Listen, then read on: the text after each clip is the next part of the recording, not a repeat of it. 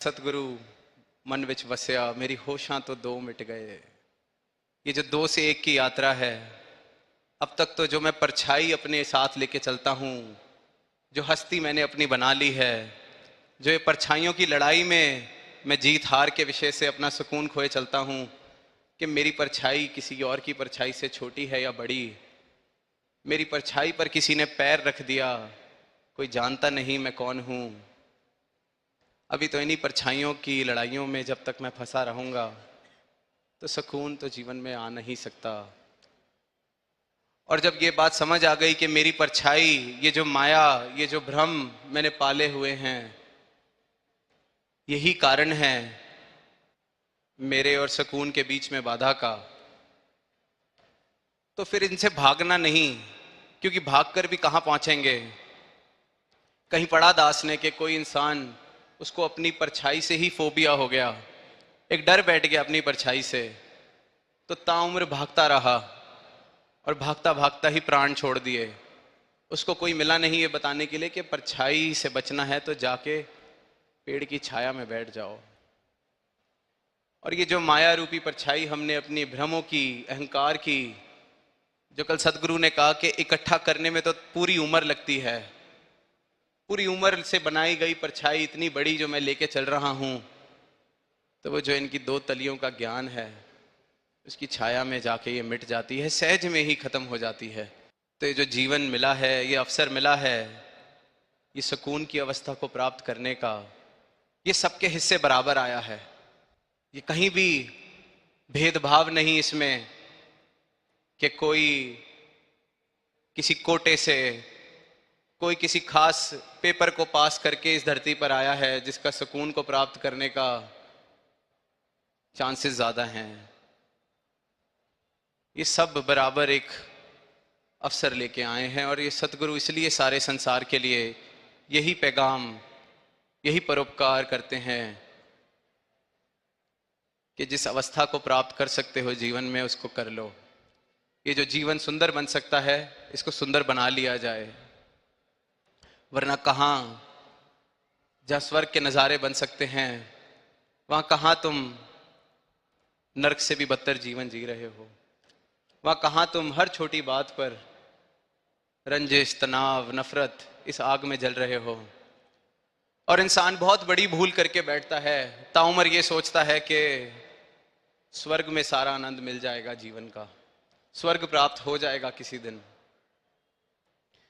और ये सहज में ही ऐसी कृपा करते हैं कि जहां हम जाएं, स्वर्ग अपने साथ लेकर चलते हैं।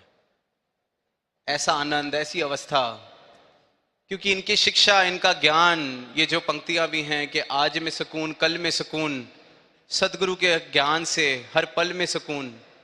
तो सदगुरु का ज्ञान जब जीवन में बस जाता है, तो इस बात का एहसास जीवन में बस जाता है कि मैं हूं कौन, मैं हूं क्या, कि ये जो परमात्मा का अंश जो मैं हूं, मेरा असल रूप, मैं खुद को फिर ये आत्मा के रूप में इस सत्य के साथ एक मिक बिठाकर जानता हूं। तो जीवन को देखने का, जीवन को जीने का नजरिया ही बदल जाता है।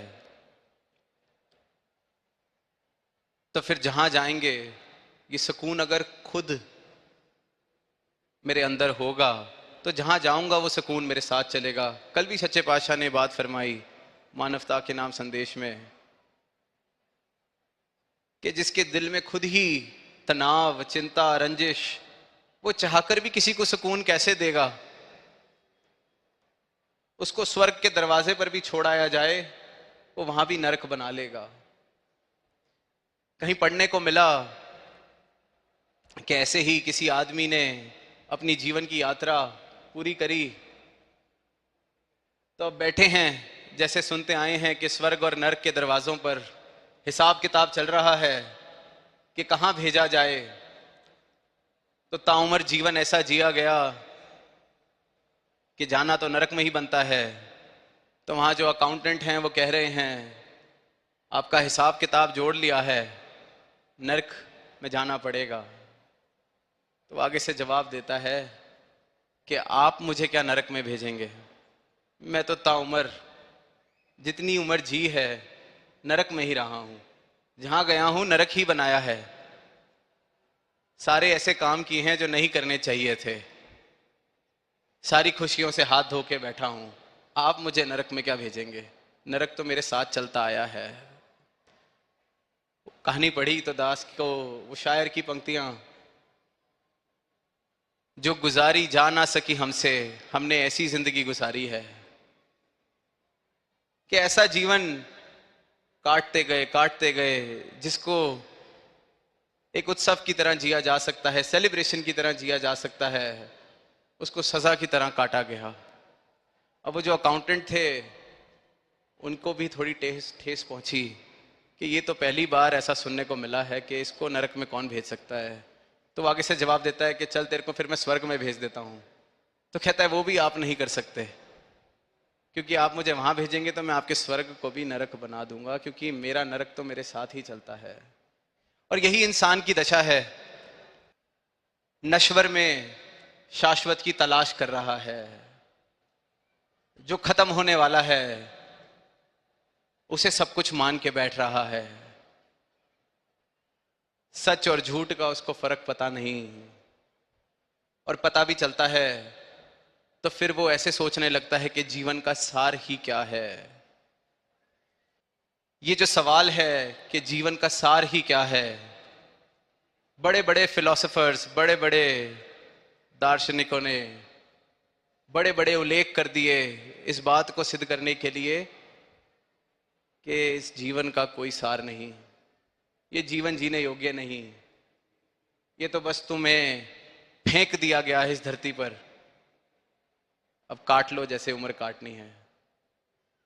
और जीवन का एकमात्र सार, जीवन को सार जिस चीज से मिलता है वो है प्रेम। और वो प्रेम कोई सौदीबाजी वाला प्रेम नहीं, वो प्रेम नहीं जिसे दुनिया प्रेम समझती है।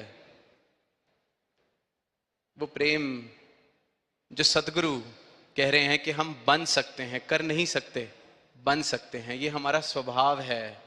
इस परमात्मा को प्राप्त करके, हर एक कण कण में इस परमात्मा के दर्शन करके, जो प्रेम, जिस तरह से परमात्मा ने तुम्हें प्रेम की छवि बनाकर भेजा है, अपनी उस अवस्था को प्राप्त करके खुद प्रेम बन सकते हो।